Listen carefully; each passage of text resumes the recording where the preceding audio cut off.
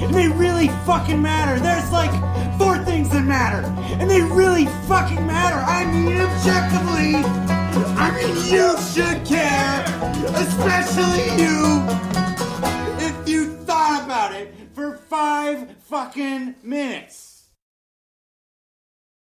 Welcome to episode 22 of the Out of Voices podcast. As always, this is Keem and Esme. See, what I did that time. I was going to do the other one, but I did it short this time. Thank you, Keem. I appreciate that.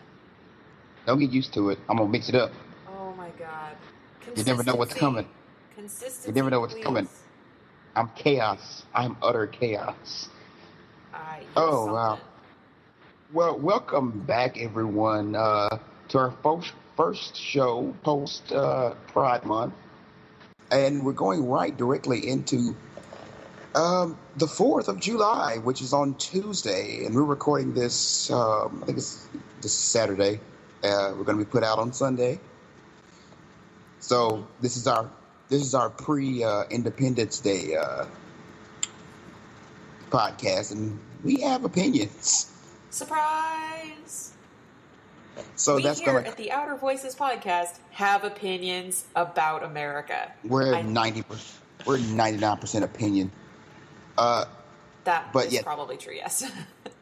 That is going to come in our topic segment. But as for now, we're going to move into the news.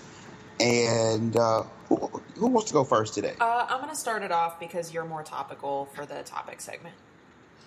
I guess I am. You can transition that more cleanly.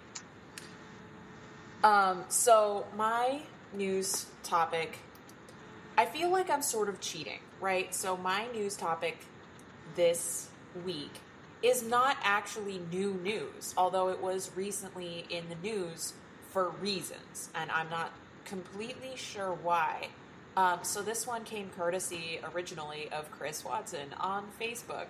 Thanks, Chris, for this one, where there was actually a news article, a couple of different news articles from different places in Tennessee posted in the last couple of weeks about this, where apparently there was a celebration or like a ceremony or something honoring Governor Haslam of Tennessee signing a resolution that declared pornography a public health crisis in Tennessee. And for some reason, this was in the news last week, despite the fact that Haslam did actually sign it back in April when it originally passed the state House and Senate, both unanimously. I have a theory on why it was in the news again. Oh, why was it in the news again? Do you know? I think it was an attempt for people to conflate pride with porn and sexual deviancy. Oh, that might be the case. Because so I was able to find 2 local newspapers from different towns in Tennessee. And one of them had a story dated the 21st, but it wasn't, the story itself wasn't dated the 21st. I couldn't find the original date on it, but it was updated on the 21st.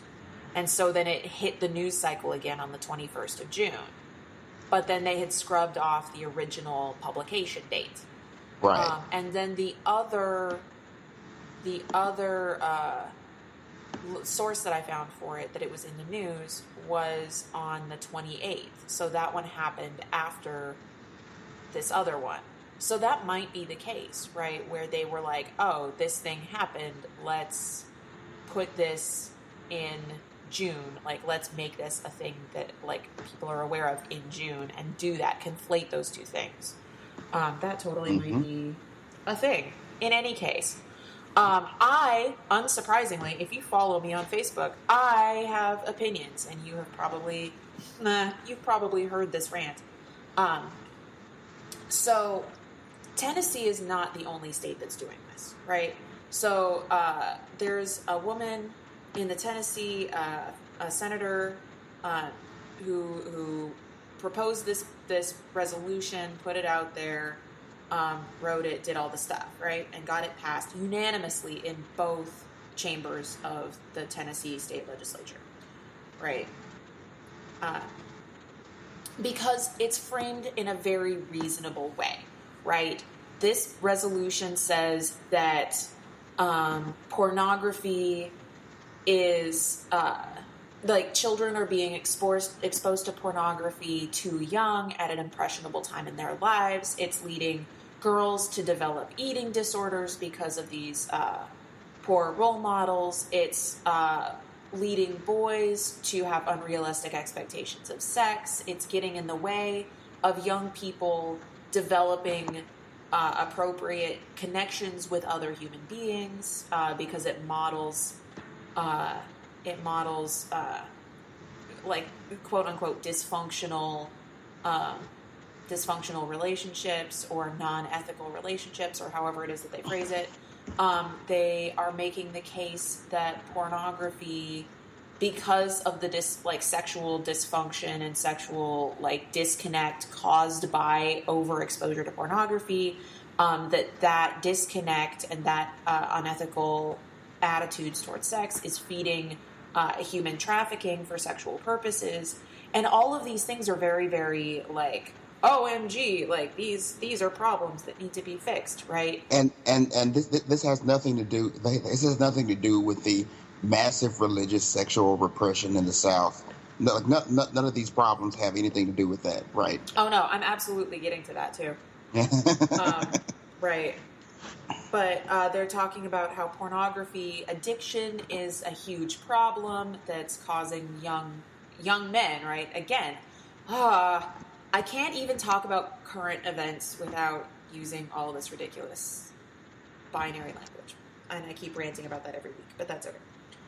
But so, pornography addiction is leading young men to not seek out relationships, so it's damaging the institution of marriage, et cetera, et cetera, et cetera, right? All of these things.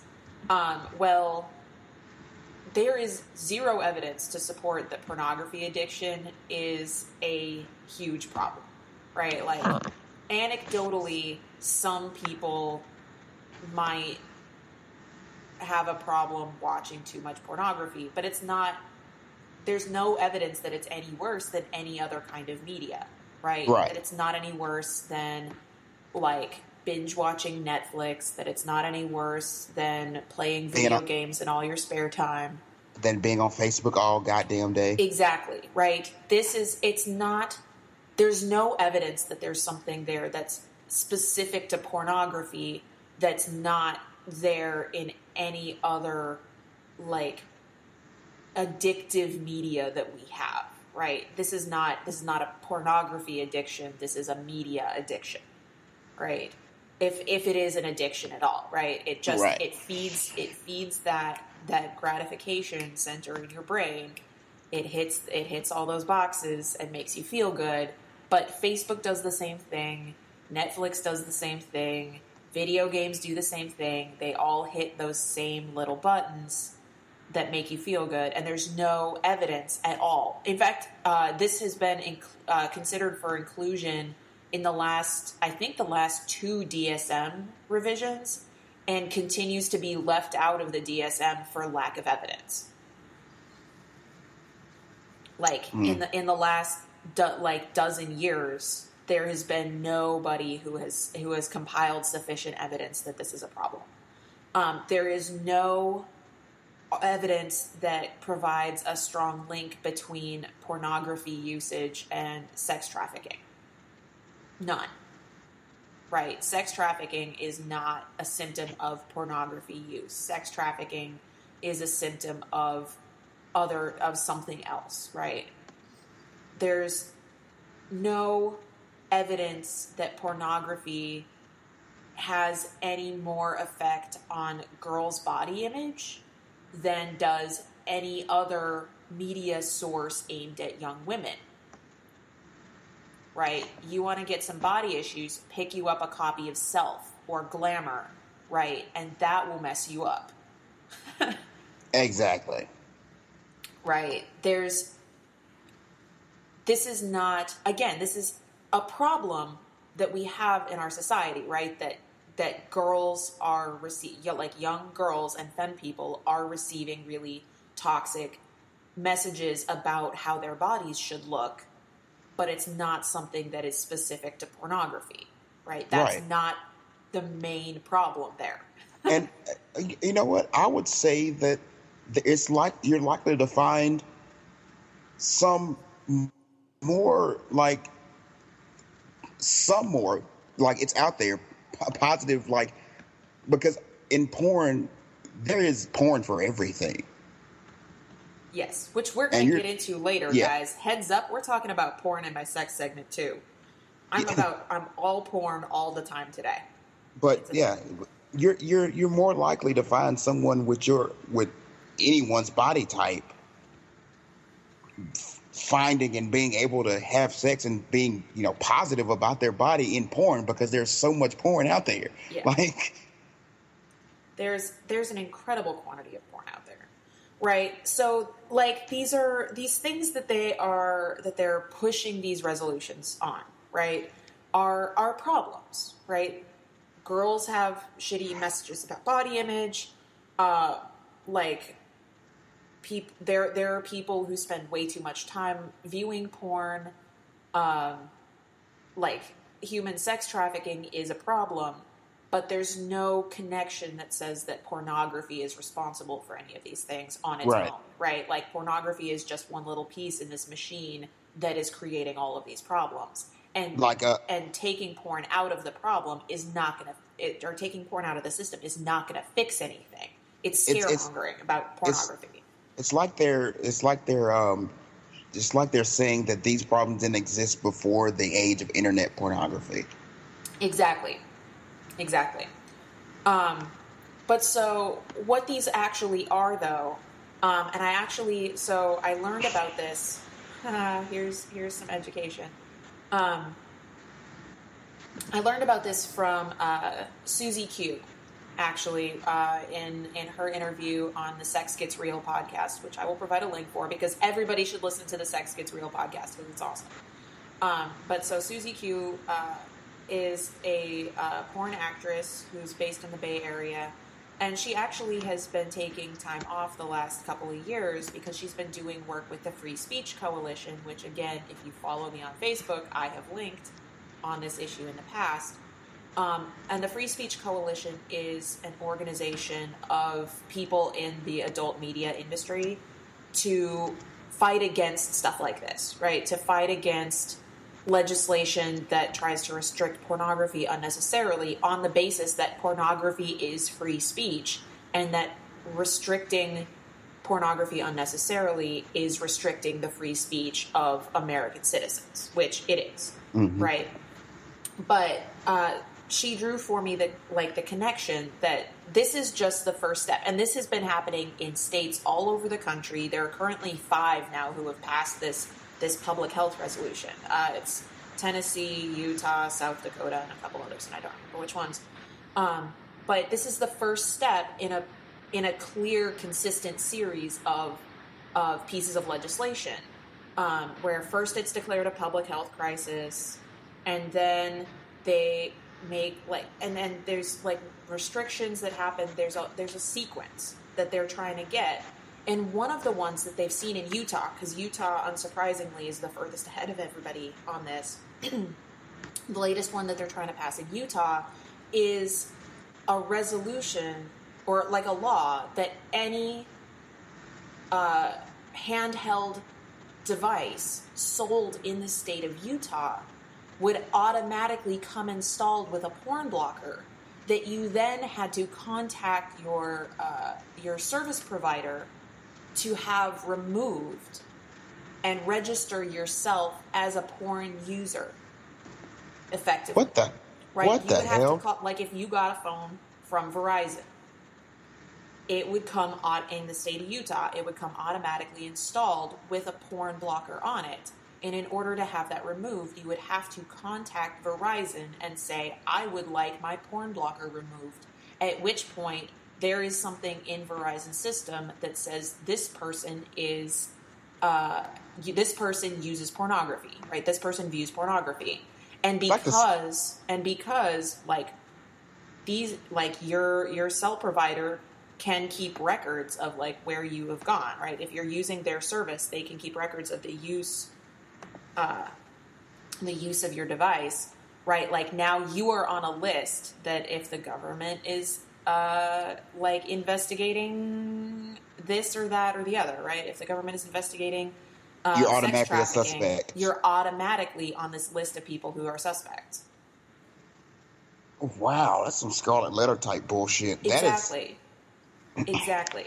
And this is unsurprisingly extremely like conservative religious people who are pushing for this stuff, right? Yeah. In Utah and in California too, it's a lot of this is driven by the LDS, right? The Church of Latter-day Saints. Yep. The Mormons. Surprise, the Mormons are pushing for this. In Tennessee, it's the Baptists, right? But all of these extremely conservative religious groups are pushing for this kind of thing. And this is the result that they're trying to get, right? To stigmatize people who use pornography and to like and to create this like unnecessarily restrictive like stratification of people, like of good people who don't use pornography and those horrible dirty heathens who do. Right, and to find a way to gain access to that information and to use it. So, welcome, guys. Welcome to the Hellscape. Jesus Christ. Modern literally. America. Like, literally, Jesus Christ. Yeah, right? Oh, my God. So, I recommend educating yourself about this and fighting about it. I am sure gonna do that. As somebody who has a vested interest in like sex and sexuality and the sex industry in my home state, like I am sure going to be educating myself about this and fighting about it. Right, and I am too, because I would not be surprised. I haven't heard anything in Mississippi yet, but I would not be surprised if Mississippi's not far behind. Yeah, because my God. That brings me to my news story of the day.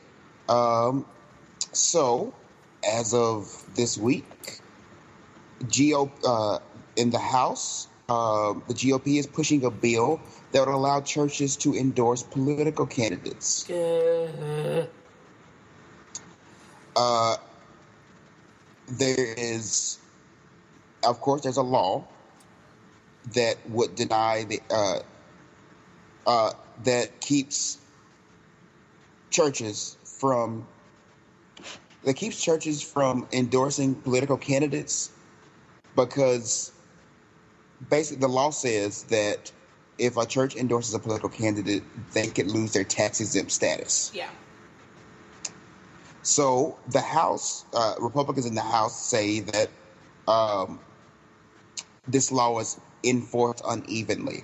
And it's the church's right of free speech to be able to endorse candidates and give money to candidates for issues that are relevant to their faith. Yeah. And this actually in this news story is brought up, but I like to bring this up as a historical matter. When Kennedy was running for president and when JFK became president, there was an outcry in America from everyone and from his major opponents that they were worried that he would be controlled by the Pope. Mm-hmm. Now, in 2017, the GOP is trying to pass a law to basically allow candidates to be bought by churches. Yes. Now, there isn't any kind of document that in our country that is supposed to guarantee a separation of church and state, is there? Oh wait. Yeah, right. There kinda is, and it's called the Constitution. Really, I've never heard of that one before.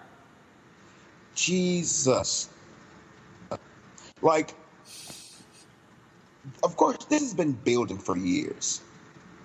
Yes. I think also recently there was something that was put through that can allow churches to now get some public funds. Yep. So get this: in the past like 2 weeks, churches can now get taxpayer money, and if this bill passes, will now be able to endorse candidates. So churches will be able to take your money and endorse candidates that will likely not be for you. I And this am is almost certain that any candidate a church endorsed would not be for me. Exactly. Especially the churches that have enough money to make a difference.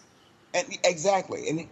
And even for other religious people, other religious people won't want that, because that means the larger churches, these large mega churches especially, who have all these millions and billions of dollars, can go out and buy a candidate that is going to push their agenda, their denomination, their whatever, and your smaller churches that will more likely be not the same, different denominations or whatever, are going to get pushed out. Your political agenda, your ideas will get pushed to the side because you don't have enough money. Yeah. I mean, church in America is already a business. Religion in America is already a business venture. It's not a religious venture. It's a business venture. Yes. Churches are all about making money. And this might have, I doubt it's going to offend the majority of our listeners because they're listening to this podcast, but any of the ones that are religious might get a little offended. But most churches are out to make money. Your tithes, your offerings, your this and that. It's like, I know churches down here in Mississippi, black churches, especially in Mississippi, have it. They have what they have called the building fund. Mm-hmm. That they take up money for, and the church never gets changed. Air conditioning falling out the fucking building, windows still busting in the goddamn church, yet the building fund's getting money every week. Or the mission fund, but for churches that never go on missions. No, the church is making money so that the people in power in those churches can make money off the congregations. But now, mega churches, the churches with the most money, will likely be able to buy political candidates. Not likely. They will. They will take that incredible amount of money that they have and funnel that straight into the election campaigns of people who are going to continue to give churches legal benefits that they should not be able to get in a country where the separation of church and state is guaranteed in the Constitution. Exactly. And I was saying likely because hopefully the Supreme Court will be like, hey, you can't do this. I know, right? But, I mean, you would hope that they would do their job. But this is not the world we live in anymore. Yeah. But that also means, and coming off of Pride Month, that means that churches will be able to buy candidates who will be against LGBTQ rights. Yes.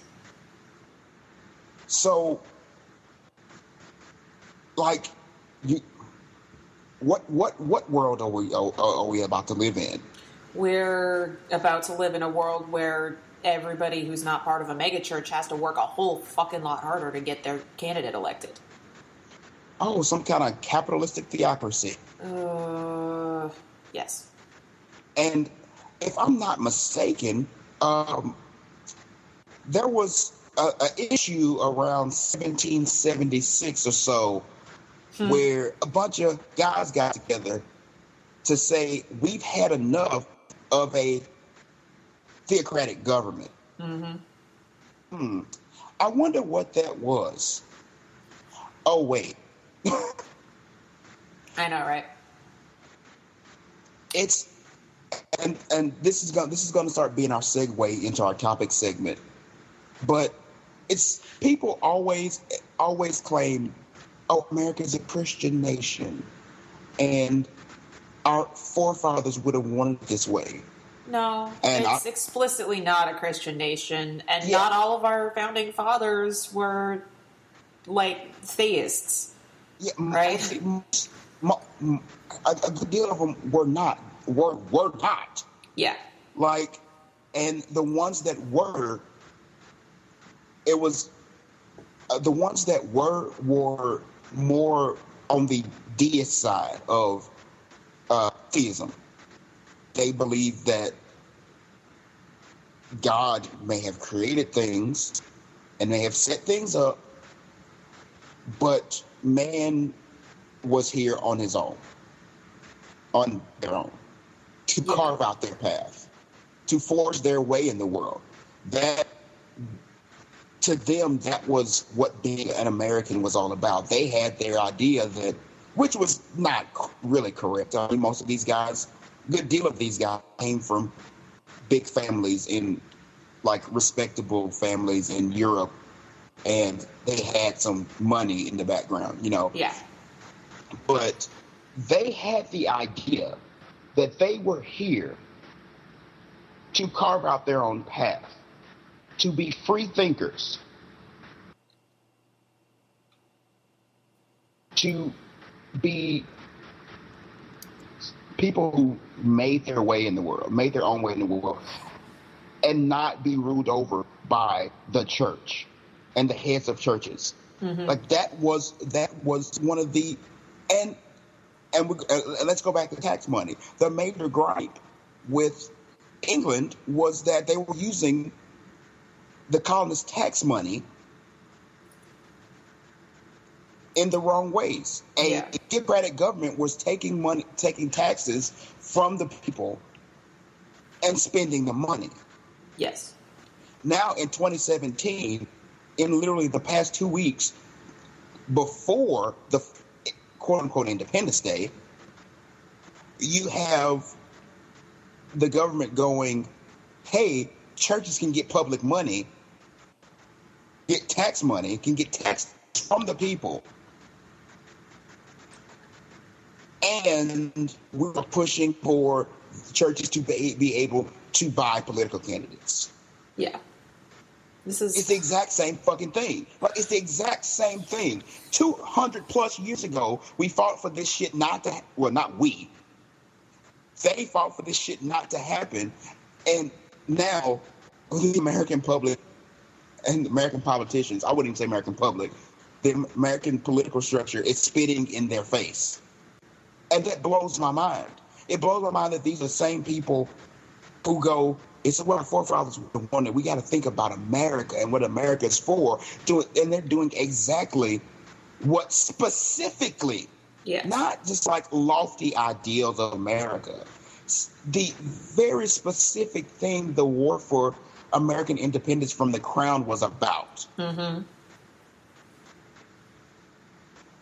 And that boggles my mind. How can the GOP, who claim they're patriots, claim, oh, everything they do is about making America great and bringing America to where it belongs. How can you sit here and claim your patriotism and claim that you're so American and that bullshit when you're doing the exact things that America was founded to fight against? Is that a rhetorical question, or do you want an answer? It's a rhetorical question because... I mean, but there's an answer to that question. Well, give me an answer. Which is that they don't understand the historical context of the things that they're doing. They've never read a fucking book, apparently. Right. It's like some of them may, but many of them don't. But also they are in the pockets of people who like are giving them money, right? And these politicians who are pushing for and who are pushing for this legislation and who are passing this legislation do not think for a second that they don't have these mega church, like, evangelical, charismatic leaders talking to them every single day and saying, boy, howdy, I sure wish that I could give you money because you will stand for the things that I want you to stand for. They are doing this 100% because they know that as soon as they pass this, they will get money for themselves. And they will get power for themselves. Mm-hmm. And they will do anything, including throwing the Constitution under the bus to get money and power for themselves. Throwing, not just the Constitution, but throwing America under the bus. Exactly. You unpatriotic fucks. Mm-hmm. And with that, and speaking of patriotism, we're going to move into our musical guest and then on to the topic segment. Yay! So, our musical guests this week, you have heard them here before. We are going to continue to play their music. They are the Outcry, based here in Memphis. And we are playing their music again this week to promote both. Next week, we will be having an interview with SJ, who is the lead singer and founder of the band, The Outcry. And she will be on promoting The Outcry's official debut show in Memphis, which is coming up on the 13th of July, which is a Thursday evening. I believe it's at 7 o'clock. But check our Facebook because I've been posting all about it. And tune in next week to hear SJ tell you all about it. All right, so thank you again to The Outcry for our music this week.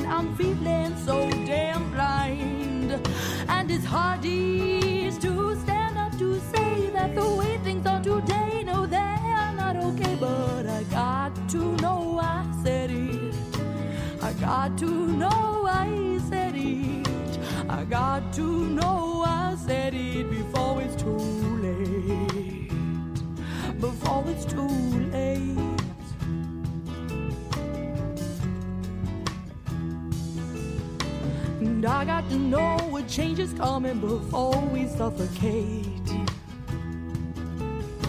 And I got to know what change is coming before we wash away. And I got to know what change is coming. And I got to know what change is coming. And I got to know what change is coming before we melt away. Oh, so let my voice be a mirror. Let my songs help us all see clearer. Instead of looking back, right now's the time to act. And there's always time for a change. Let my strength help us all feel stronger. Let my love pay homage to your mother. Cause I got to know, I said it before it's too late. And I got to know what change is coming before we suffocate.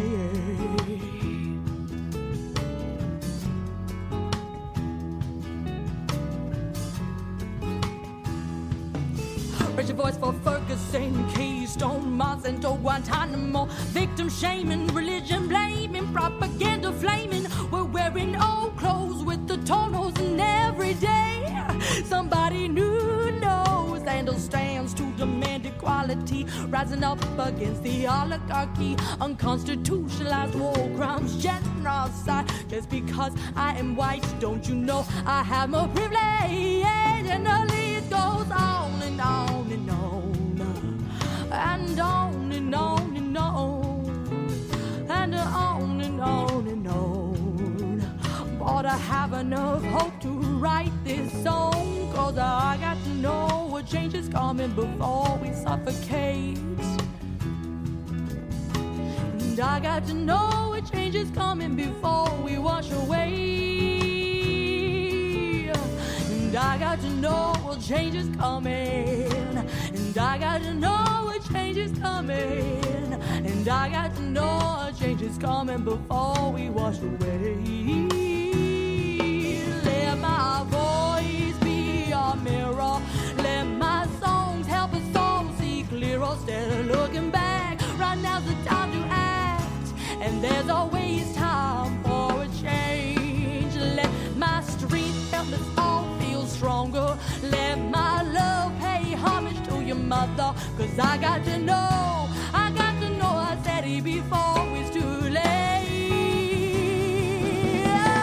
And I got to know, I got to know, I got to know, I got to know, I got to know, I got to know, I got to know, I got to know, a change is coming, a change is coming, a change is coming. I got to know, I got to know, I got to know, I got to know, I got to know, I got to know, I got to know, a change is coming.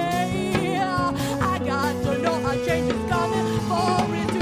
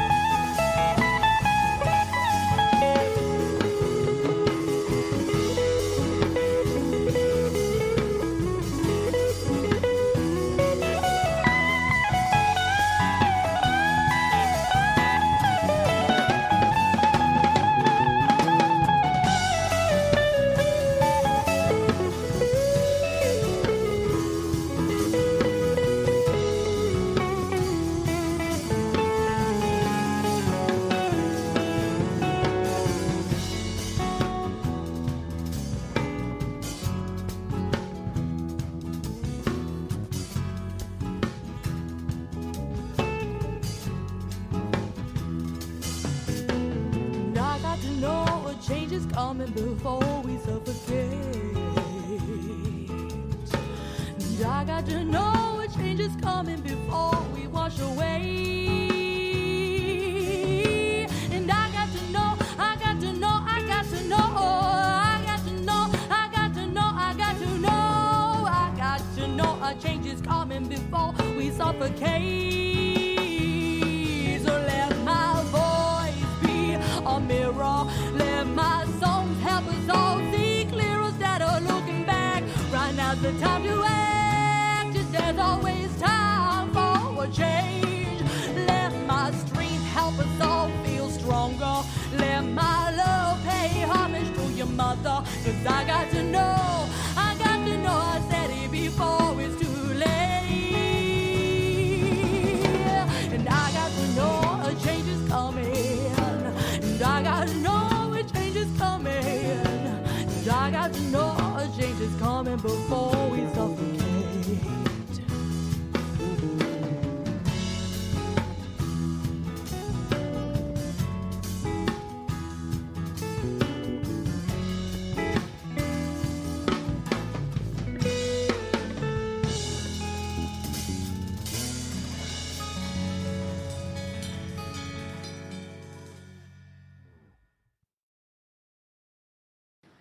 Now we are moving into our topic segment, and if you couldn't tell, it's thematic with what we were discussing in the news. and the fact that Tuesday is the 4th of July. Yay. So yeah, we are going to have a little talk about patriotism, which is it's going to be really interesting. Yes. Unsurprisingly, we both have opinions, and for once, our opinions don't necessarily line up all the way. So this could get fun, guys. Oh yeah. Be advised. So I'm going to start out by saying that prior to, like, if people who see me wouldn't think this, but I very much consider myself a patriot. Like, you can ask Esme. Like, I talk about America a lot. Yes. If you ask anybody who's my favorite superhero, it's Captain America. Yes. Like, I believe very wholeheartedly, not in the practice or the reality of quote unquote America, but in the idea. I believe, I think that the idea of what America was supposed to be was the start of a very good idea, and then it went way off the rails. And I talk about just like went way off the rails and like over time. I'm talking about immediately went way off the rails. But what do you expect with a bunch of wealthy white guys get into a room, you know? Yeah. No kidding. But yeah, I very much consider myself a patriot. The Revolutionary War is one of my favorite subjects of study. I could go on all day about the Revolutionary War, Crispus Attucks, Alexander Hamilton, Marquis de Lafayette, who are just two of my favorite characters in all of American history. But yeah, so I consider myself a patriot. But I have some very, very specific ideas of what patriotism is, and how you foster patriotism. Because to me, the idea of patriotism is supporting what America is supposed to be, not supporting, oh, we need to go support this war in this country because it's an America. They're doing it for America. No, that's bullshit. Yeah. Or we need to do this because this is the American way to do things, and we got to support it because it's American, and we got to keep the immigrants out because they're not American. No, fuck that bullshit. Like, that's not what America is supposed to be. Like, you don't fight. You don't support America you don't support something that's quote unquote American just because you put the term in front of it. And I hate that. I hate the fact that patriotism that's what it's pushed as. Patriotism is pushed as this ultra nationalistic sense. And it's been made so much worse with the Trump administration. Yeah. Who constantly do things that are very much like we just discussed with this these bills that are pushing pushing theocracy, basically. Yeah. We have go ahead. I was going to say things like these. Right now we have politicians, and this is not a new thing. This has been ongoing. This has been evolving gradually, right? Right. And consistently for longer than you and I have been alive, Keem. This has been increasing. But politicians in power are doing profoundly anti-American things in the name of America and in the name of patriotism. Right. Right. Taking these profoundly anti-American things and painting them and rebranding them as if they were like at the heart of what America is. it's insanity to me. It's like, so everyone who listens to this figures out, I'm currently in Mississippi, and I see this all the time. It's guys on their big white trucks with their Confederate flag on one side and the American flag on the other. And they love to say that they're true patriots. Mm-hmm. and that the Confederacy were the very notion of America, the very heart of America, and they were really true patriots. Motherfucker, you are like literally the enemies of the United States. Like, you are literally the bad guys. You are literally against what America stood for. Yeah. Like, and you have the audacity to claim that they were and you are some kind of fucking patriot. And it's the same concept with these politicians. They're doing things and claiming this is real patriotism here. No, you're being dicks, and you're being just super anti-American. Like, you're being super anti-America. Like, you're not patriots. You're spitting in the face of patriots. Yeah. And that pisses me off. It pisses me off. It's just fucking, ugh. So I do just want to go on record at the very beginning of this conversation and say that I personally am deeply conflicted about whether or not America is worth defending as an idea. I have issues, right?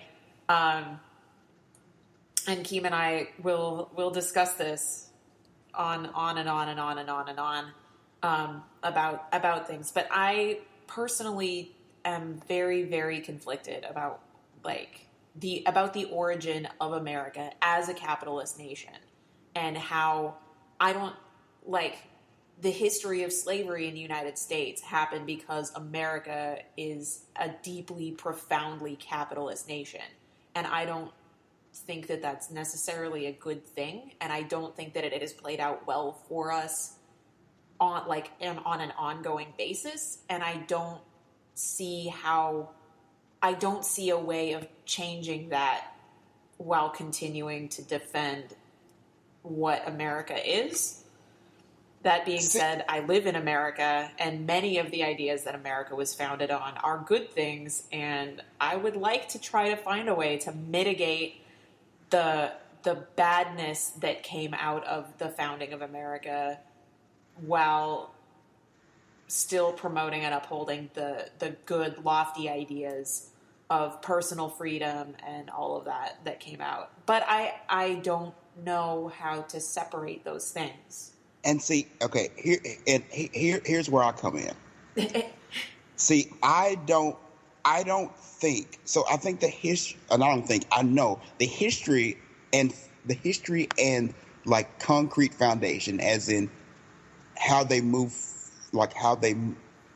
forward and created, are deeply capitalistic, and that's where slavery comes in. Mm-hmm. But I don't think the American ideal is inherently capitalistic. I think the American ideal is, frankly, a tad socialist. Tell me more. Here's the thing. So I'll go into the and this is really the debate, because the debate was had when they were laying down here's the ideals of what America is. Mm-hmm. Here's the basis on what America is. Yeah. And it was heavily debated on, and I'm using slavery as the main point of this. It was heavily debated on whether slavery should be a part of America. And so, and what it came down to was, what they said was philosophically and ideally, slavery is not a part of America. It should not be a part of America. This is an institution that will damn us all. Yeah. Even the slave owners Well, most of the slave owning members of this, like Thomas Jefferson, George Washington, they even said this is a condition. This is a condition that we do not want as a part of America. It is not right, and it's going to damn us. Like, these people's children will curse our names. Like, that is a fact. This is not something that is good. However, this is a part of what we need currently to survive. And it was mostly, this is a part of what the South currently needs to survive. So we're going to keep it, but we need to start making moves to get rid of it. And that's why they put in provisions for slavery to be voted on after a certain time, in the hopes that they will have figured out a way to get rid of it and still keep the country going. Yeah. The problem is that didn't happen. They never found a solution. They did not never find a solution. They found a solution much later than they thought they would. And see, this was the problem. This was the problem with the founding of America, of this country. America very much was an ideal. Mm-hmm. It was less of a place, more than an ideal. And these people were idealists. Alexander Hamilton, Thomas Jefferson, George Washington, Benjamin Franklin. They were very much idealists. They were and they were living in a time of idealism, mm-hmm. where I think it was, what's the Enlightenment? Yeah. The Enlightenment was going on, and they were Enlightenment thinkers. They were guys who were getting these new ideas, these new things, and they were trying to create something using these ideas, these new ideas. Hamilton said it all the time, like, we are setting precedent. We are doing things now that have never been done before. We're trying to create something that has never been created before. And they failed because they were trying to put ideals into concrete, but the concrete didn't play out with the ideals they were trying to do. Mm-hmm. But with that being said, this is where my patriotism comes in. I think those ideals are possible, but they take time, and they have to be worked towards. But what happened in the foundation of this country was they thought that they were going to be able to do these things in a short period of time. Yeah. And then when they didn't, they were swept under the rug. Mm-hmm. But the ideals stayed there. The ideals stayed there, but the ideals became this pedestal on which America basically, the ideals were put on this pedestal that America never reached. But the idea was given to the public that America reached that pedestal. Yeah. So what it's evolved into is Americans, and the idea of patriotism has an overinflated sense of self. That we are this highfalutin, above the clouds, perfect nation that can never be questioned because we have reached these American ideals. But we never reached them. As a matter of fact, we've went the other direction. We've gone farther away from them. Yeah. And I hate to sound preachy, but it's like we built a hut, but we think we built the Tower of Babel. Like, we think we touched God. Yeah. But we built a mud hut. Yeah. So that's where I come in. Okay, that makes sense to me, but I'm still very conflicted. I mean, I know surprise. I'm conflicted about everything. And see, I was the same way. this took a long time to get here. Like, I had a class on the American Dream and how the American Dream was created, and how it changed over time. And now, the idea of America, the capitalistic American dream, and a heavily capitalistic American dream, didn't really come into like existence until the late 19th century, early 20th century, with your guys like Rockefeller. Yeah. And with books like, The Great Gatsby. Oh shit, I can't remember. There was one guy in particular that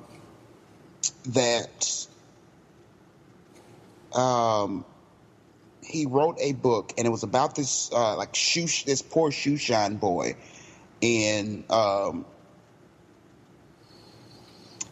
like New York or something, who was like living on the street, and he started like working hard and shining shoes and saving stuff away and doing this and that, and he eventually like became this big money maker or whatever, and that became the American dream. I think it was Rockefeller used to send out this book with No. It was Andrew Carnegie. No, Carnegie, yeah. I always get those two mixed up. Andrew Carnegie used to send out the Rockefeller book. was from money. Carnegie was the one who was self-made. Yeah. Pretty sure. But he used to send out this book with people who would apply for jobs with him, and like say, hey, this is what you're supposed to do. Like, don't come to me asking for a job, but do what this kid did. And that is where this like uber capitalistic ideal really, cemented. And it just grew and grew from here to the point where you have the idea that, anybody can come up from nothing, and anybody, all you have to do to be successful in America is just work really hard and do the right things, and you will succeed. And that is bullshit. Like, that's not true. Like, some people will. Yeah. There was a headline, and this is the headline. It was out again last week, but I've seen it a few times over the last few years. And I didn't read it again last week, but I've read it in the past, where there's been studies done, like economic studies done, about what it takes to bootstrap yourself up. And it said that in order to start in poverty and bootstrap your way up to middle class, it takes a 2-parent household, like two working adults, right, 20 years with absolutely zero setbacks in order to do that. Right. So no, you get T-bone driving to work. No, somebody gets catastrophically ill. No missed payments. No economic setbacks. It takes 20 years of 2 people working full time to pull yourselves up to middle class. Right. Like, look at everybody's lives and see how many people in this world can pull off zero economic setbacks for 20 years. Right. Nobody. But we have the idea that you can't. And the thing that really gets me about this, though, this thing with this super middle class white picket fence, economically secure American dream that we all are sold, right? Going all the way back to the very beginning of this particular version of the American dream, it's not just the economic security, and it's not just this or that or the other. This is sold to us as a moral issue. Right. Right. this is not just economic dream. This is morality that they're selling to us, which comes along with the implications that if you are a good person, you will achieve the American dream, and if you remain in poverty, it doesn't matter how hard you worked. There must be something morally wrong with you that you were not able to achieve that.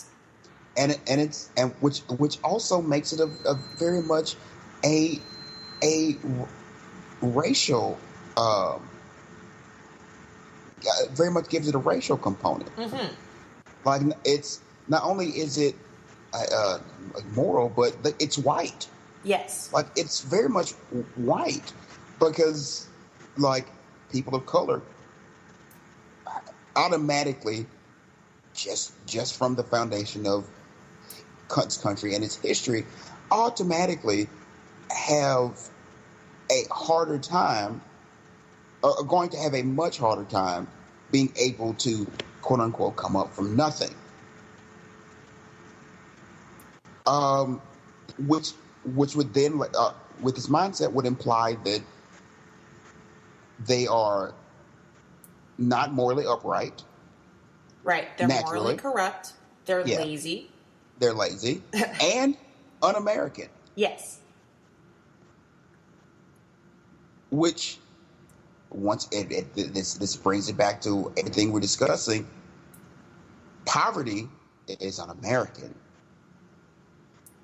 What? In this ideal of America, which blows my mind, how un-American poverty is, when, and pardon my terminology, because of where I am, but you got all these poor ass rednecks out here waving their American flags, talking about how patriotic they are. You're poor as hell, and the people above you don't think you're very patriotic because you're poor and a blight on America. Yes. So come off it, basically. Like, you're to you're a patriot, but to the people that you give your vote to, you are very much un-American. Yeah. But that brings me on. That brings me to other things. I like to think of all the things that are in our society considered un-American. Poverty. Mm-hmm. Race. Yes. In most cases, and I've seen this as black people in the black community, and from outside of the black community. The only time you get really counted as being patriotic if you're African American is if you were in the military. Yeah. Or a black Republican. But the very idea, and if you celebrate your blackness, if you are a African American that celebrates and takes pride in their blackness, you are immediately un-American. Because you're not, what they say is, what's given to us is, if you are proud in your blackness, then you're not assimilating to America. Because we're not supposed to be black Americans. We're not supposed to be African American. We're not supposed to celebrate our blackness. You're supposed to just be Americans. We're not supposed to separate. This is what they tell us anyway. We're not supposed to have any kind of separate pride. We're just supposed to celebrate what we are as Americans. Yeah. Hallelujah. Not American, but apple pie and baseball. Yeah. But in reality, the real reason we can't be American, quote unquote, is because America has been built on the backs of African Americans. Yeah. It is an American, not American in ideal. We've discussed this. It's not American idea, but it's an American practice. Mm-hmm. It is a very part of America's foundation to demean, dehumanize, and destroy black people. Yeah. You can't get much more American than that. Mm-hmm. And I mean, you can think about the civil rights movement and how all those people, every single one of those people, were under investigation for being un-American. Yeah. I mean, I looked. I think it was it the Human Rights Council in Mississippi or one of I can't remember exactly what it was, and this is gonna suck. But one of the government groups to investigate un-American stuff in Mississippi, my great grandfather was on the list for being un-American. You know, this poor farmer, and all he did was go register to vote. Yeah. But registering to vote is an un-American act, obviously. Right. Growing up, that really got to me because, like I've discussed, I consider myself a patriot in the ideal sense. Mm-hmm. But on the one hand, I was being told that if I celebrate who I am as a black person, if I fight for my right to be considered a human, I was being un-American. Yeah. But then on the other side, which puts it on the other side, as a black person, oftentimes, if you say you're a patriot and believe the ideals of America, you get told that you can't be supportive of black people. Yeah. Because America bringing down black people, America using and destroying people of color, that's part of America. That's part of what it is. So you have to try to measure things, and that's why it's so important to me to even say that I'm a patriot in the ideal sense. Mm-hmm. That this country, in its ideal, is supposed to be a nation where all people are created equal. It's supposed to be. This is what it's supposed to be. It's not, but that is what they wanted it to be. Yeah. Not what they did it, not what they created. That's what they wanted it to be. And that's why I believe that idea is also so important to the right struggles, not just for black people, but all people who are currently fighting to be considered humans, mm-hmm. to be considered to have the same rights as everyone else. So speaking of, I actually went on a little tangent in my brain as you were talking just now. Mm-hmm. What all kinds of people are frequently accused of being anti-American or un-American or unpatriotic? You know, the short list of them would say the short list of that would say anybody who isn't a conservative white male, right. or conservative white female either. But right. But you know, black people, Latinx, mm-hmm. Muslim, mm-hmm. LGBTQ, uh-huh. Asians not so much. That whole model minority thing. Yes. And if you don't know what that is, I mean, go look it up. I don't think I'm going to explain that right now. Google it. That's Google what Google's for. But and there are definitely some issues with Asian Americans and racism and conservatism against other people of color that I would like to talk about later with other people. Anyway, continue. But I get that. Basically, anyone that isn't white, conservative, male, female. Right. Native people. Surprise. Liberals. Atheists. Yep. Even Catholics too. Yeah. Yeah. Basically, it is anyone who isn't Protestant. Right. Yeah. So what and who is accusing all of these people of being anti-American? Right? Wasp. White, cis, hetero Christians, usually Wasps. men. Yeah, wasps, right? Cis het wasps. Right.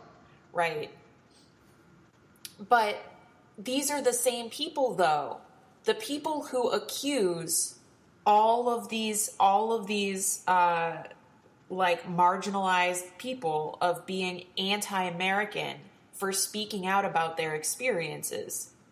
All of these same people who are accusing us, I say us, I've been accused of being anti-American, so have you.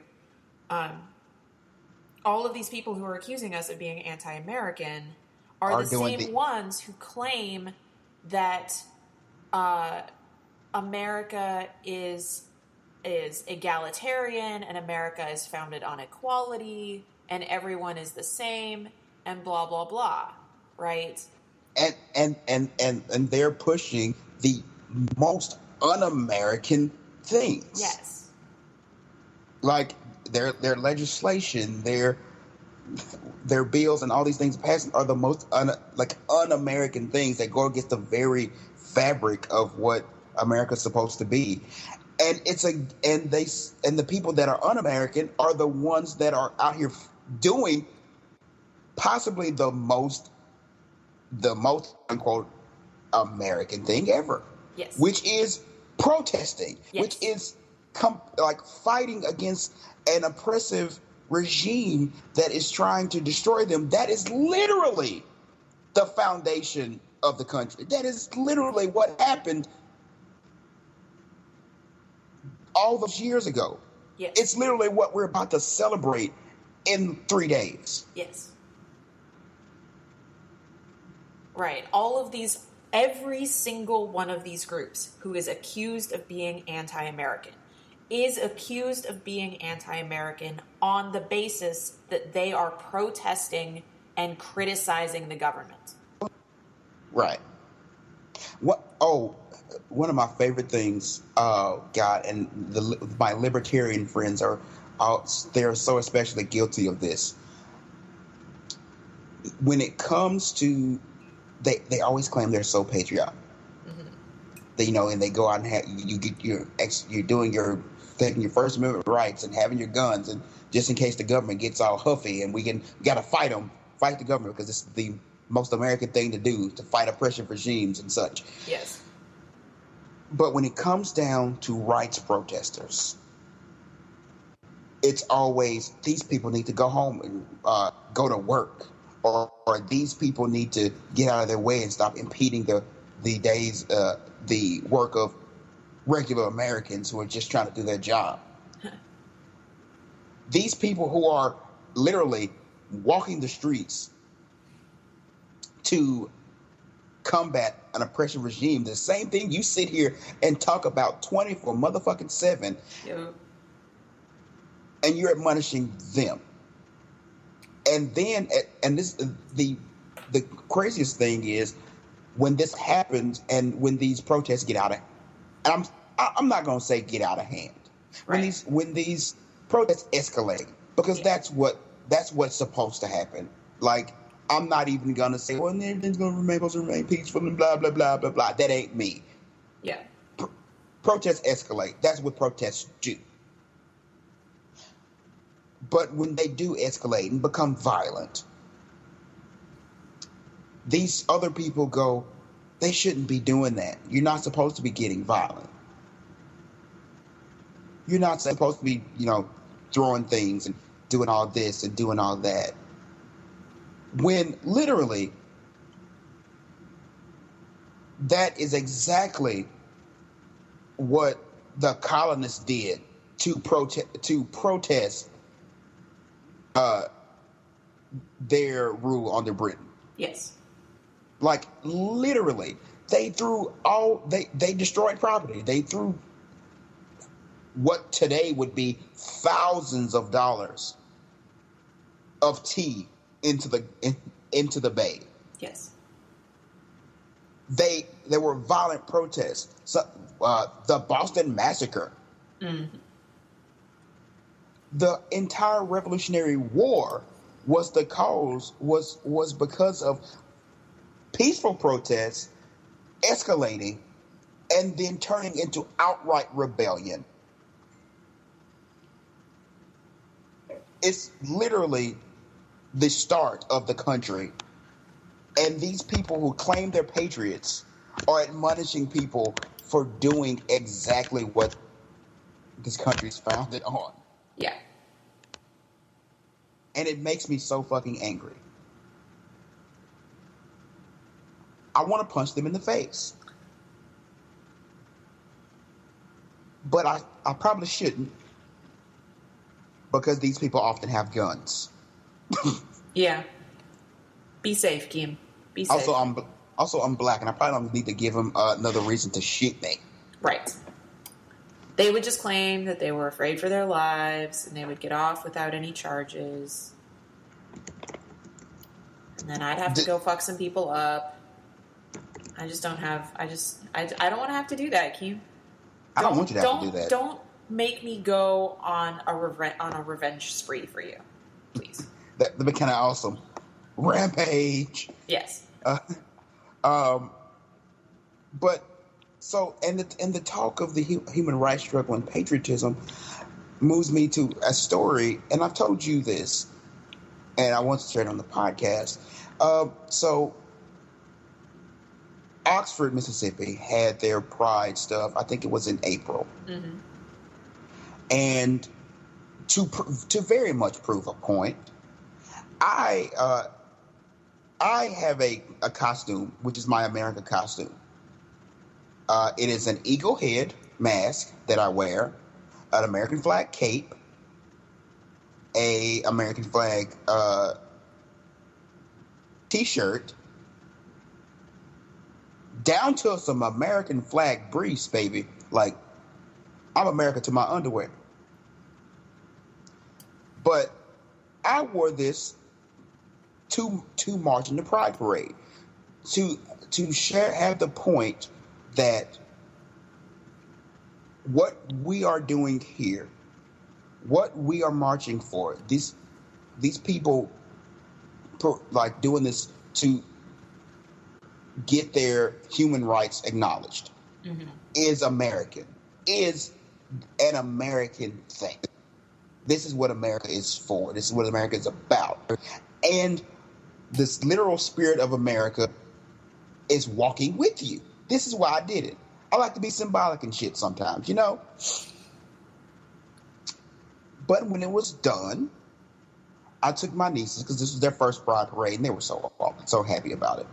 I took my nieces to go get some cookies, because they had walked about 2 miles. And there was a group of gay black men walking up the street towards me. And as I gave them a nod of acknowledgement, like, hey, how y'all doing? And they gave me this really like nasty side eye and look and just walked past. And my hearing is pretty good sometimes. And as they walked by, I heard one of them say, "How dare he bring an American flag to a Pride rally? What is he thinking?" And that took me aback, because in my mind, as I stated before, like, this is what America is about. Like, the idea that this nation is supposed to be egalitarian and there's supposed to be equality and equity, and everyone's supposed to get their fair shake and be treated like human beings. But the rights movements have been put in such opposition to what being American is, and the concept of patriotism has been so co-opted and taken by people who are who are trying to destroy people, that are trying to rip people apart, who are trying to dehumanize. That patriotism is so tied to racism and homophobia and so many other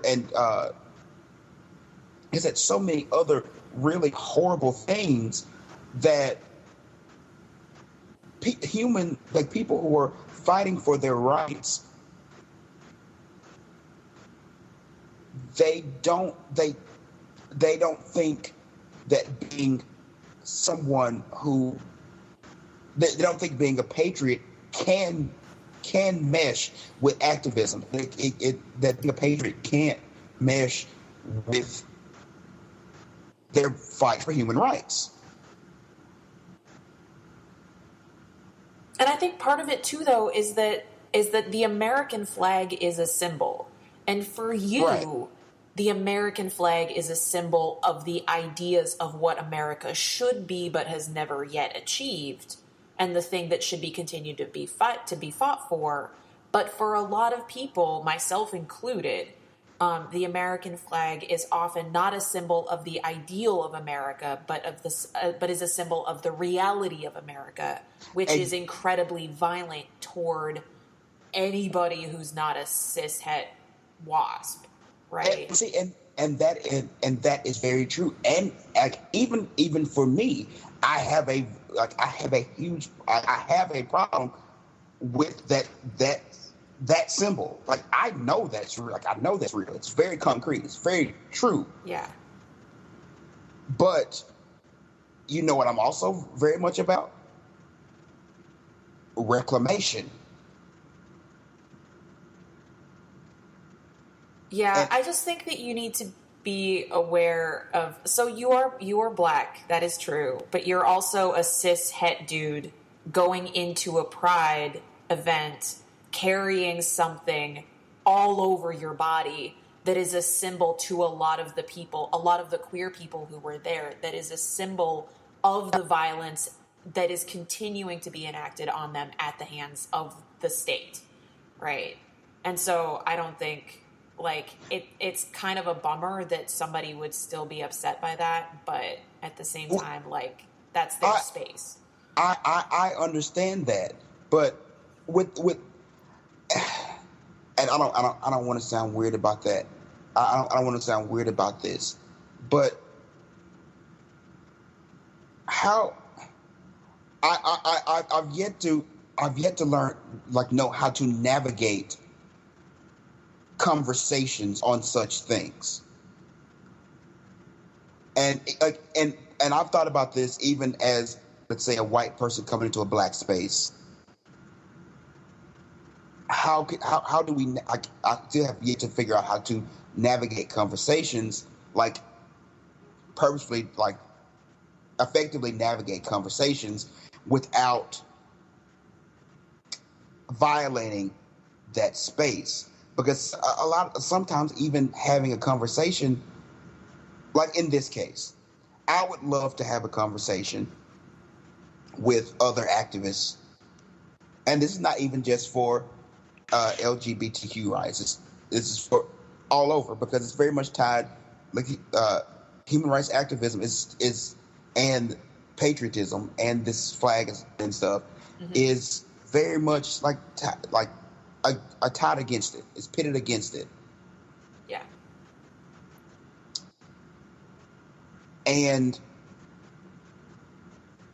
But the flag is not going away. And patriotism is also, like, if we are living in the U.S. and we should be proud. We should be proud of our home. And I think the right struggles is a very much a part of trying to bring the country to a place that we can be proud of it. Yeah. But how do we talk about working towards making America, like making the U.S.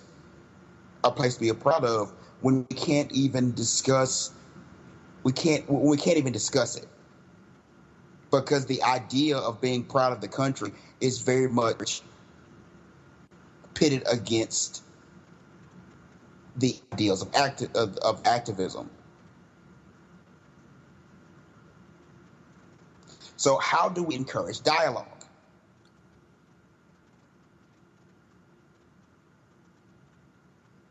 I mean, I think a large part of it, at least in this specific like context that we're talking about right now, is picking your venue, right? The time to have a dialogue with somebody about how you should be patriotic in like by way of trying to make America, trying to raise America to its ideal.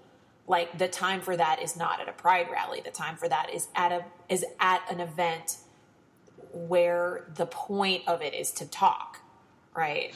Here's the problem though, and here's the problem with that though. Those events often become intellectual events, and an everyday person is not going to participate in that. Like as unfortunate as that is, too, because I mean, it should be a more everyday thing. That dialogue should be a more open feeling to everyday people. And this is not even just for this issue, for every like activist issue. We can only bring dialogue to places where you go, okay, this is the designated spot to talk about this. But those spots are dominated by intellectual conversation. And not like smart conversation as in everybody talking, but these are intellectuals discussing things. Intellectuals discussing things amongst each other doesn't help the major populace. So how do we discuss this with the major people, like the mass? And see, my hope with doing what I did was to try to show, give a symbol, because I was wearing what I was wearing, and with my sign said, "America stands with you." Like, you are America. You are the heart of America. Like, it was meant to show that, okay, we can be humans here in this country, and that's okay. And see, here's the thing, though, is maybe a lot of people saw you and took it that way. But the story that you keep telling about this event is about these guys who were critical of that. But I'm asking how do I talk to, how can I talk to them? That is my truest thing. And this is, like I said, it's not even just for this particular thing.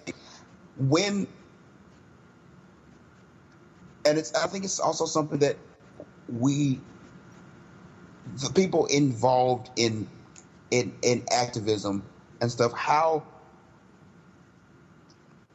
when we get, and this is for anything, how do we talk to people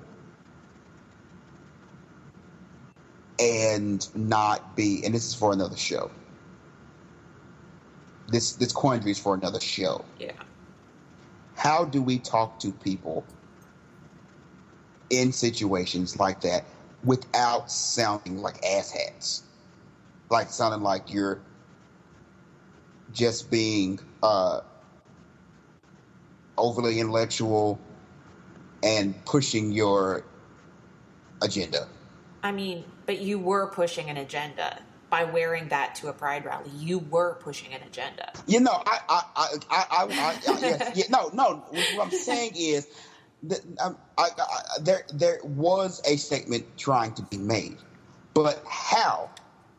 After that, would I have been able to talk to them and be like, hey, yes, I was trying to make a statement, but this conversation, like, I would like to have a conversation with them without me sounding like an intellectual asshat. How do you bring an intellectual conversation to common people?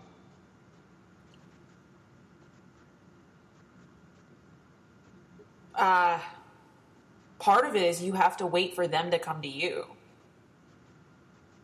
Right? Like, it would not have been okay for you to follow them and be like, no, but let me explain why I'm doing this. I didn't do that. Yeah. So, right, like, you can't force that conversation, especially coming into a space that is for people who have marginalized identities that you don't have. You can't force your way into that space and insist on having these conversations with them. I very much know that, and I'm like, I didn't do that. Yeah. So, right, like, I mean, find or create a place to go and have these conversations in a casual setting. I'm not saying you have to, like, go to an academic lecture and have these conversations. I'm saying, I don't know, like, start a group on Facebook where there's a whole bunch of people in your town who, like, go to a bar every week and talk about shit.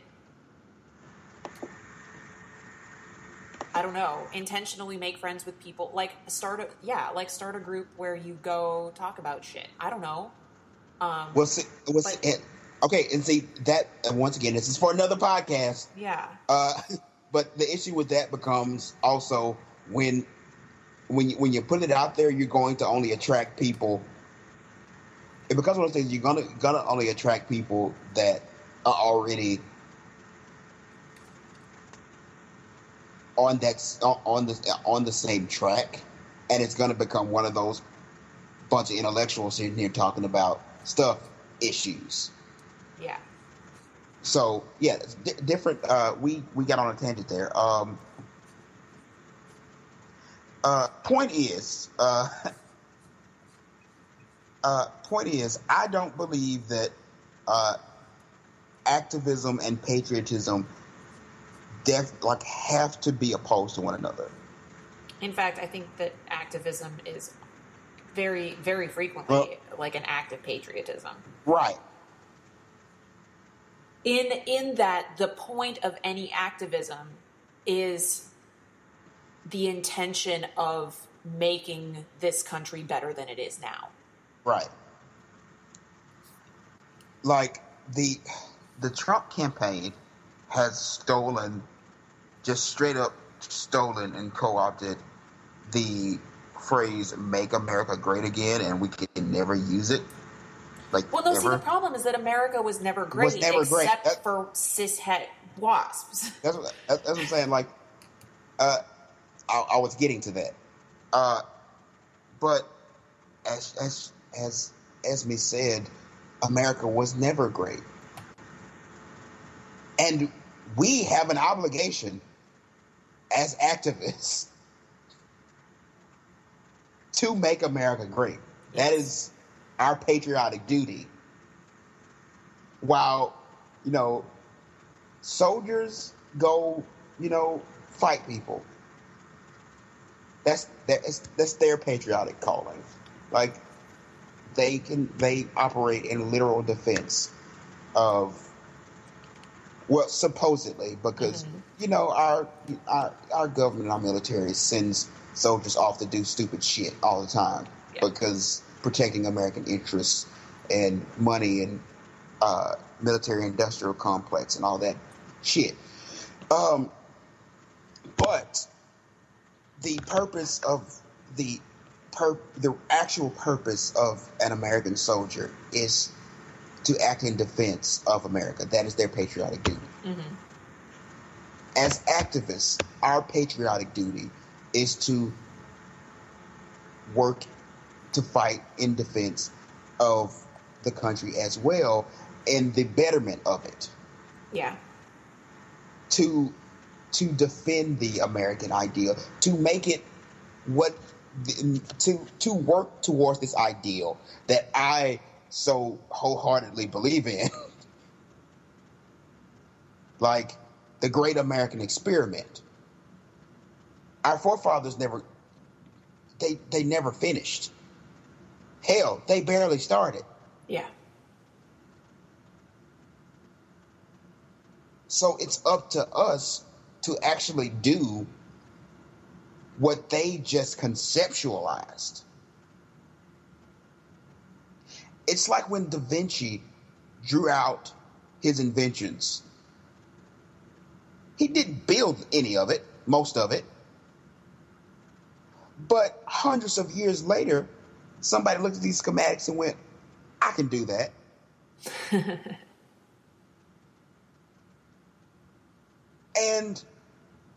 Or so many things, like so many inventors came up with these ideas that go, hey, we can't do that. And then hundreds of years later, someone looked at it and goes, hey, I can do that. And they made it a reality. This is where our technology comes from. This is where so many things in our world, our existence comes from. This is what this is what should be happening with this country. All those years ago, they came up with something and they put it away.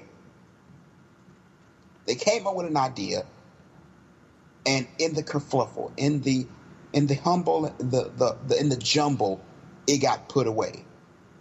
And it's up to us, those, and I'm getting preachy, but it's up to us, those fighting for the rights of people of color, to LGBTQ people, other people of other religions, all the marginalized people in this country. It is up to us. It is our patriotic duty to take these American ideals that have been pushed to the side, that have been taken and malformed and corrupted and dark and just jumbled, and go, hey, we can do that. We can get it right. Or we can do our damnedest to get it right.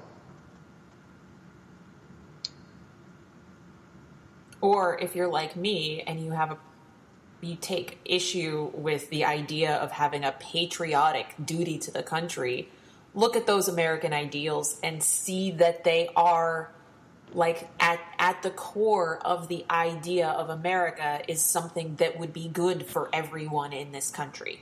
Something Right. that would be good for every person who is marginalized in this country, and work for it because it would be good for the people of this country.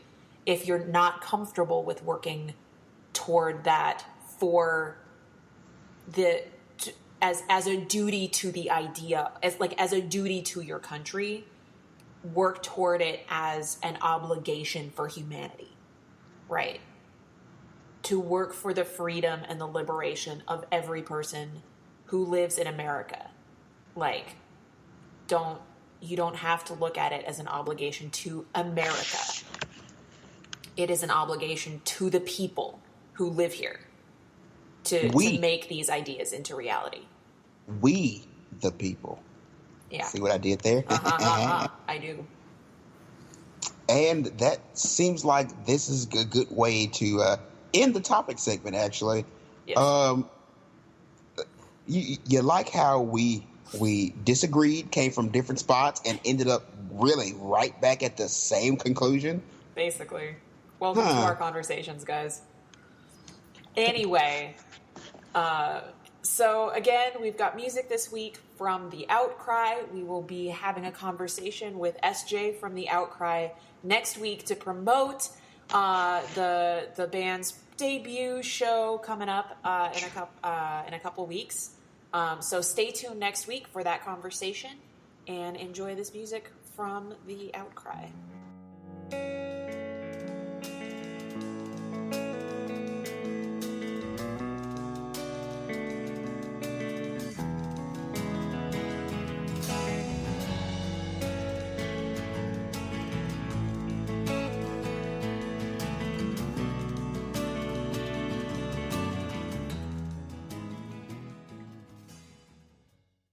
Welcome back again, and thanks again to the Outcry for our music this week. Look forward to that conversation with SJ next week. Welcome to my sex segment. Today we're talking about everybody's favorite media source, pornography. I say that, I don't actually mean that. But we're talking about pornography, guys. Many people, I dare say most people, although I don't have any evidence to back that up, watch pornography at some point. Yes? I do not watch pornography all the time. Not all the time? Yeah. I actually don't watch porn very frequently at all. Like, it just... The visual medium is not something that is a huge appeal to me. I don't watch movies for the same reason. Like, I'm just like, like there's other things to do. I came up on erotica, and so I continue to come on erotica. Sorry, that was terrible, and I should not have said that. But yes, you should have.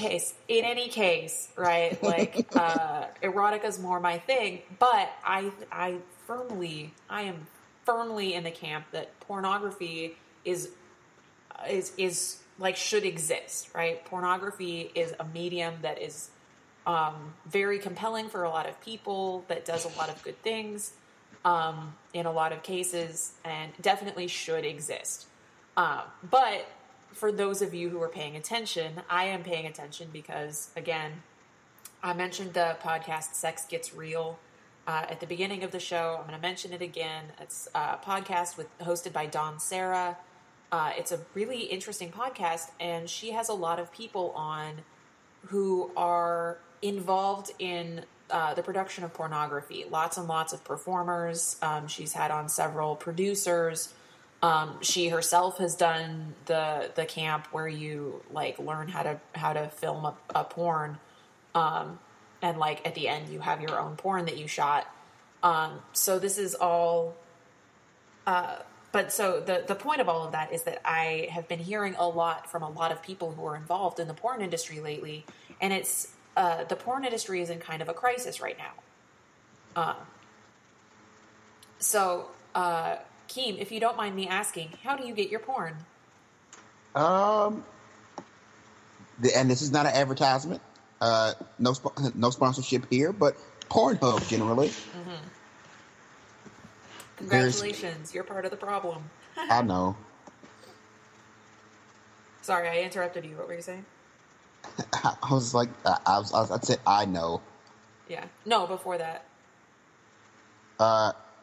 No, I said Pornhub generally. In any case. Easy. It's easily accessible, free. Yes. So, one of the things that lots and lots and lots and lots of people look for when they're going on and looking for porn is they're looking for something that's free. If you are looking for free porn, you're going to find one of two things. You're going to find a tube site like Pornhub or YouPorn or something like that. Or you're going to find pirated clips. Those are the two sources for free pornography on the internet right now. Or I will say there are the campsites. Quite a few of them are also free. But go on, sorry. In any case. So, what's going on in the adult film industry right now is there's two things. So these tube sites are incredibly popular, right? Mm-hmm. And what is happening with those? So there's like 3 companies right now who own the means of production for the majority of mainstream porn. And Vivid is one, and there's a couple others who own most of the means of production. They're in control of the means of production of porn, but they also own the tube sites. And so they will make contracts with performers. They will write their contracts with performers that say, we will pay you this nominal fee for the actual, and this is with performers and producers and filmmakers and the entire crew, right? These things go with the entire crew. They say, we will pay you X amount of this nominal fee for the actual production of the clip, and then you will receive X% on royalties for every sale of the clip. Well, but then these big companies who own the production and who own the tube site will just take the clip, put it on the tube site, get their own money through ad revenue, but never actually sell the clip. So nobody else involved in the production of the clip actually gets any more money from it beyond the nominal fee that they got for the production of the clip. And so it's getting increasingly difficult for porn performers and producers and filmmakers to make a living working with just the mainstream companies, the mainstream production companies. And then anytime that you're looking at like downloading free porn, most of that, some of it is promotional material that's been made available for free that's meant to be a teaser, be like, hey, download this thing, and if you like that, come buy our other stuff, right? Some of it is that, but a lot of it too is stuff that's pirated, right? It's incredibly easy to pirate video, where you just rip it off the site, scrub the watermarks off it, and then post it on some other website that you can then get ad revenue from, and and then the performers and the producers, of course, never see any of the money. Like, there's no money from that for the actual performers, the people who are actually in charge of producing that. And so we've got to a point right now, though, where porn on the internet is expected to be free and easily available. The problem with free porn is that very little money is actually going back into the industry from that. And so it's getting harder and harder to sustainably produce pornography. I mean, that's just how capitalism works, right? Like, if you're producing a product, you need somebody to give you money for the product so that you can continue to sustainably produce it. Right. Because all this stuff costs money, right? Like time, the time of the performers, the time and the skills of the producers and the directors, the crew, equipment, sets, costuming, all of this stuff costs money. And if you're not getting any money coming in, you cannot afford to continue producing stuff, right? Right. That's just how capitalism works. So guys, pay for your porn is what I'm saying. If you're a consumer, you're in a very awkward position. Because you want to support the porn industry. I very much want to support the porn industry. Yes. Because I get enjoyment out of it. It's a good form of entertainment. Yes. And I'm one of those people who watch porn. Sometimes I watch it for, sexual reasons, Other times I watch porn because there's some porn that's legitimately funny.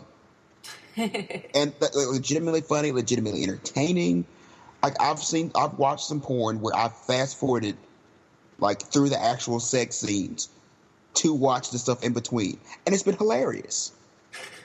It's been hilarious, it's been funny. There are some people out there who are doing some pretty good things, pretty entertaining things that are not sex related in porn. But with that being said, as it's hard as a consumer to not go, okay, let me pay $9.99 a month for bangbros.com or some shit like that, or Bangbus. I don't even know if Bangbus still exists. Let me pay this much a month, or let me pay $60, or I can just go to Pornhub and get a 10-minute clip of a video that it's supposed to entice me to go get the whole video. But, sometimes you only need 10 minutes. And see, but this is what this is one of my problems with with capitalism. I have problems with capitalism, right? Which is, in a strict capitalist system, like, everyone is out there for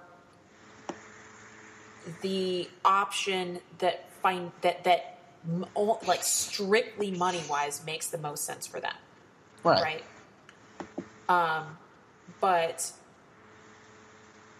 that's not ethical, right? If you are consuming porn in a way that is, like, if you exclusively use tube sites, like, yes, it is cheaper for you.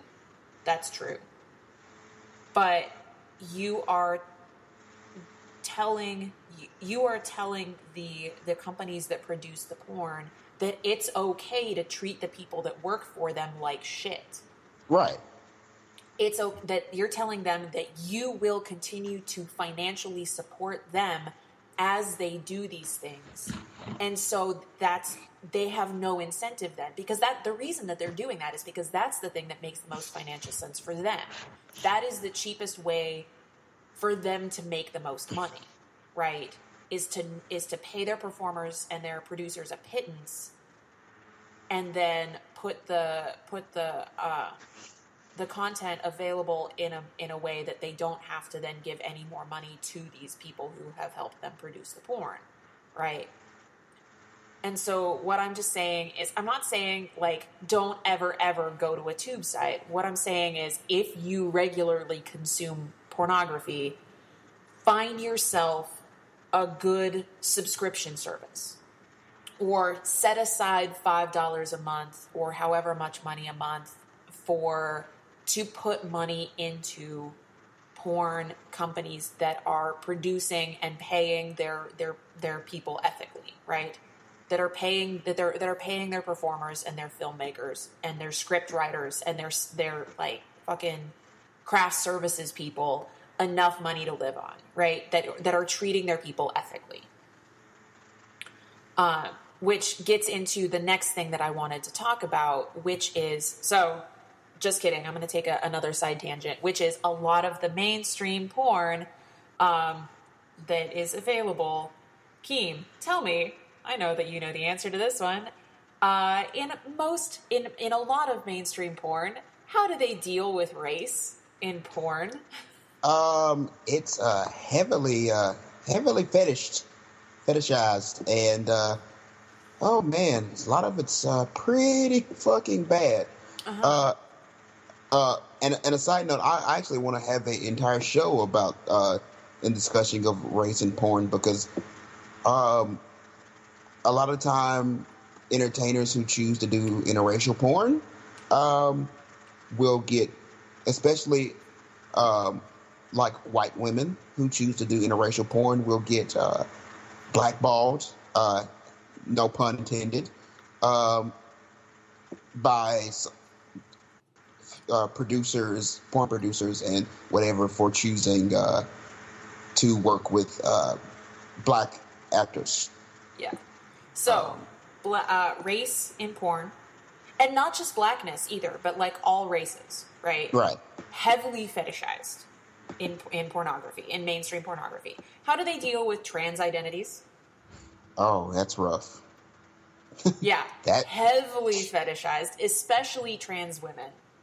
How do they deal with like other LGB identities, particularly female bisexuality and lesbianism? Only exists for the pleasure of men. Exactly. Heavily fetishized in mainstream pornography. Yes? Yes. Yes. Guess what, guys? There's a solution for this, which is stop watching this shit. And also seek out, there are probably dozens at this point, of companies who are producing pornography that does not rely on these heavily fetishized like tropes within pornography, right? these are companies that are, first off, most of these are feminist companies that are committed to ethically producing porn, which means that everybody at every point in the process is receiving fair compensation for their work, right? So that's, first off, like, that's easier to find when you start seeking this stuff out. But second off, you are going to be seeing like accurate, appropriate, non-fetishized representation of people of color, of queer people, of trans people, of all of these, of disabled people. There are porn producers who work with disabled performers and do so in a way that's not fetishizing them, that's not dehumanizing them. And those things exist, right? To see somebody who looks like yourself, to see somebody who you can look at and identify and see your own identity represented in a way that is not gross, basically, right? You don't look at this and go, now I feel icky about this part of who I am, right? Is incredibly empowering. And I'm going to be talking about a bunch of those. One of the people that I do want to hype right now is Shine Louise Houston, who is the founder. It started with the Crash Pad, which was a feature film originally, and then it turned into a web series that's subscription based. But now Shine is doing all sorts of other things. There's Crash Pad series, Heavenly Spire, which features. Which is porn that centers on masculine identity, not on cis men, on masculine identity. So cis men, trans men, and other masculine identified people, right? PinkLabel.tv is a series where you can purchase things on demand. This is all done through Pink and White Productions.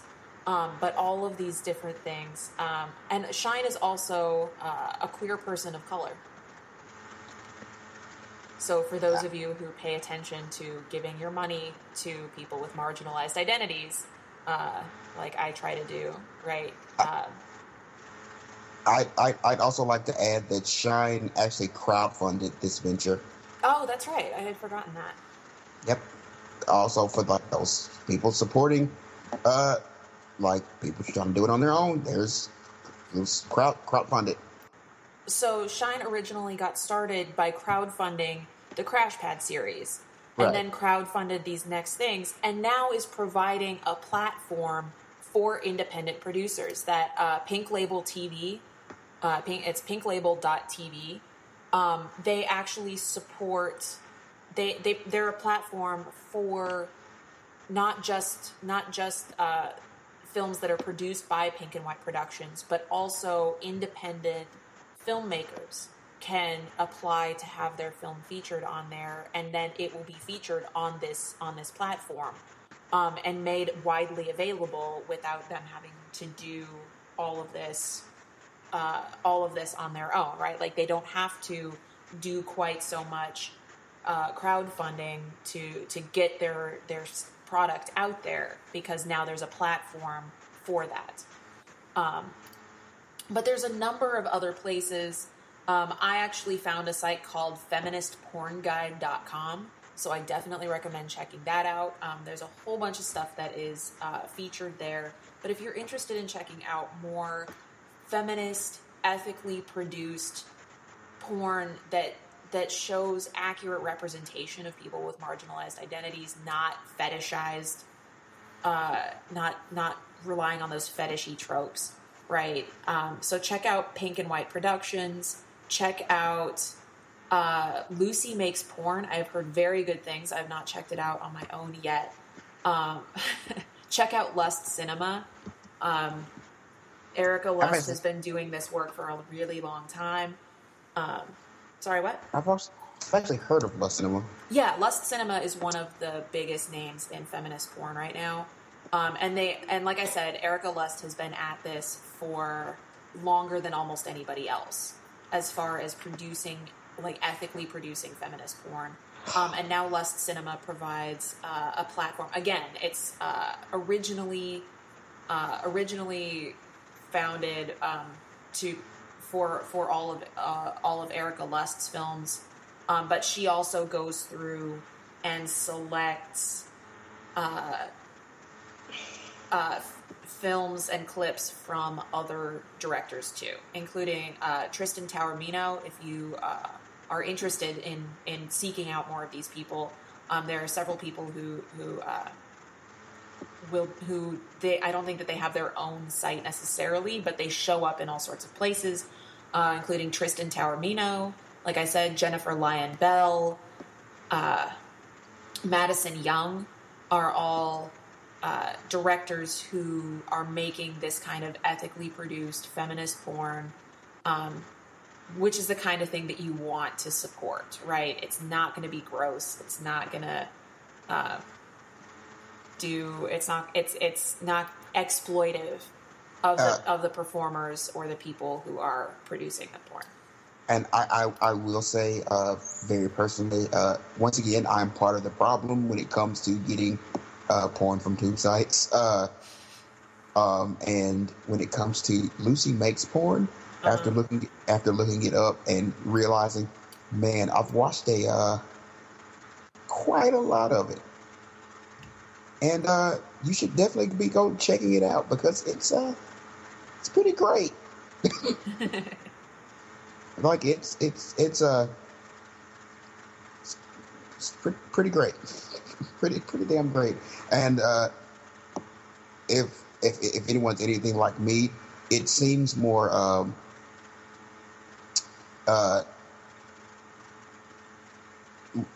real would be the word, I guess. Yeah, and that's one of the features of this feminist porn too, is most of them are trying to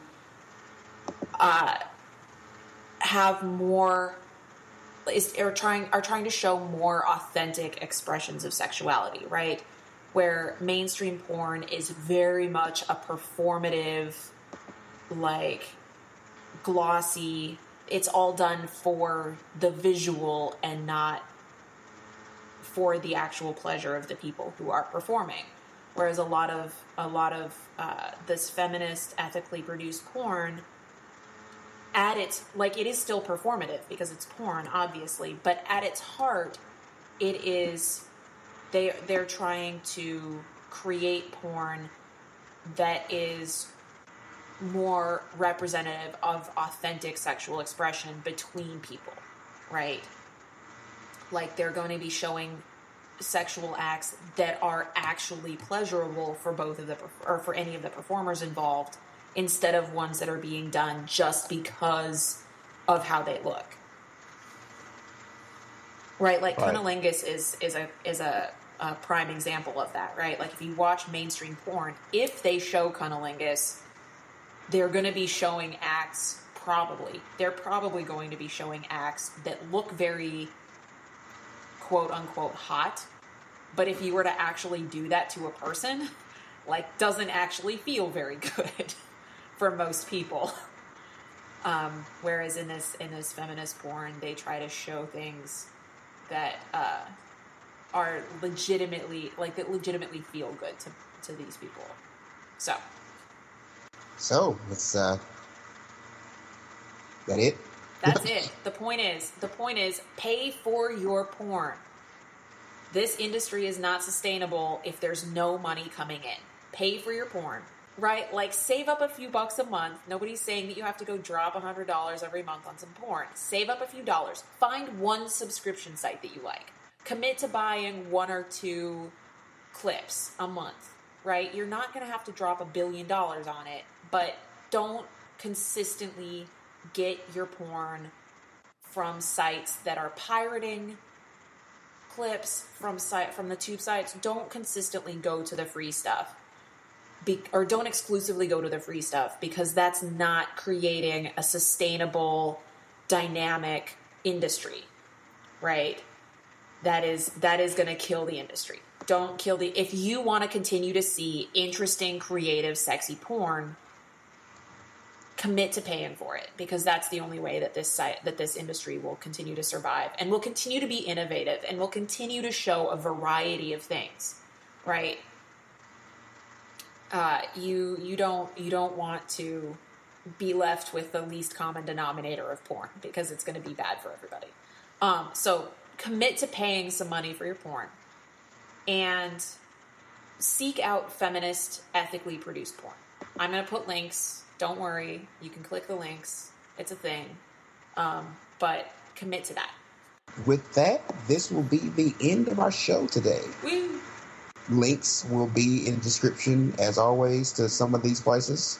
Yes. Where you can go and do your own research. Thanks again to the Outcry for providing our music today. Look forward to our conversation with SJ next week. Thank you again. I always forget to do this one, Keem. Thank you again to the Living Room Leftists for providing us with our theme music.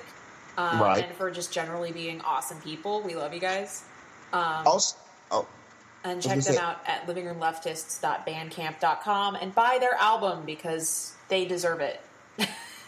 Also, last week we had guests. Our musical guest was Negro Terror. They do have an interview with us coming up in the next couple of weeks. We're trying to get them recorded here soon, so be on the lookout for them. They're pretty awesome, pretty good guys. Nice. Also, we'll bring this up. We are still looking for artists, musicians from anywhere. So if you know someone who wants a free I guess publicity wouldn't be the word, but I mean, it kind of is, though. Yeah, well, want some free publicity, want somebody to get them out there, let us know. We'll put you on. If you want to come talk in an interview, you want to yell about stuff, hey, we're down for you. I will say in the next probably about 2 months are going to be some very interesting shows. They're going to be probably some all over the place shows, including one from DC. There's a lot of very interesting things going on for our show and in our lives personally. At the end of in the mid-August, I will be moving to Brooklyn.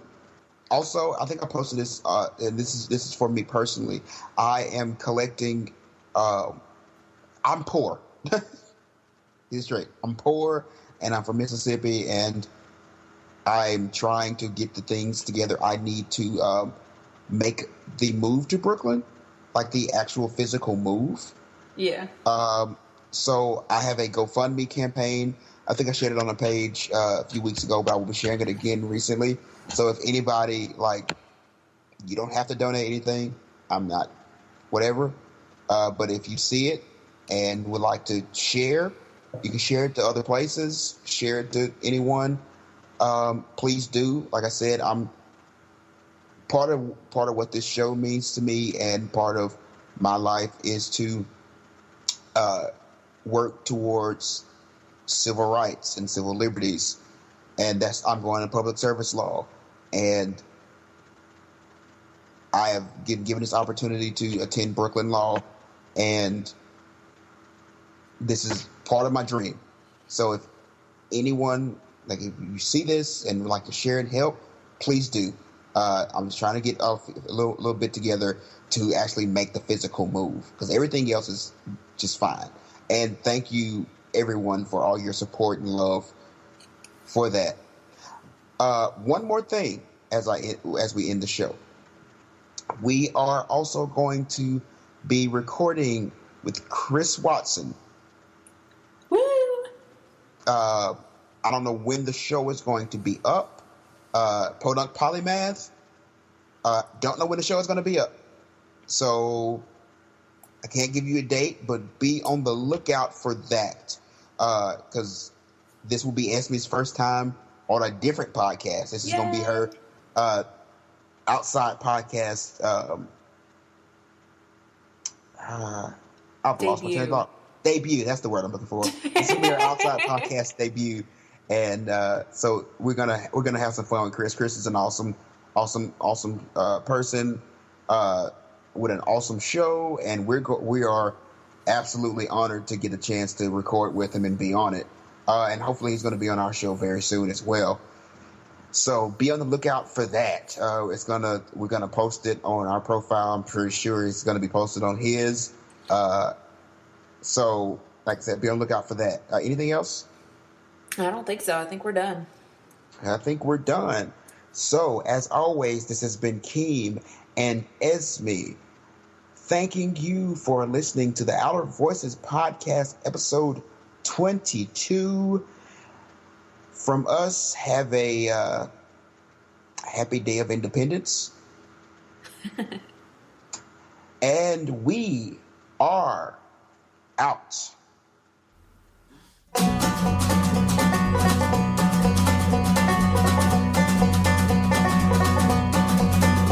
But there are these things that matter, and they really fucking matter. There's like 4 things that matter, and they really fucking matter. I mean, objectively, I mean, you should care, especially you, if you thought about it for 5 fucking minutes.